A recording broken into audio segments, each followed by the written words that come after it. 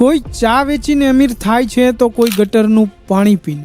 આવા કેટલાય લોકો છે જે તમે રોજ જોતા હશો, પણ પ્રશ્ન એ થાય છે કે જે દિવસ રાત મહેનત કરે છે તે લોકોનું શું તેનું નસીબ ખરાબ છે? બસ આ જ જાણવા માટે 2003માં ડોક્ટર રિચર્ડ વિલ્સમેને એક રિસર્ચ કરી, જેમાં 50 લોકોના 2 ગ્રુપ બનાવ્યા. જેમાં એક ગ્રુપમાં એવા લોકો હતા જે નસીબ પર વિશ્વાસ કરતા હતા અને બીજા ગ્રુપમાં એવા જે નસીબ પર વિશ્વાસ નહોતા કરતા. બંને ગ્રુપને ક્લાસમાં બેસાડીને બધાને એક ન્યૂઝપેપર આપવામાં આવે છે અને કહેવામાં આવે છે કે આમાં કુલ કેટલા ફોટા છે ગણીને કહો.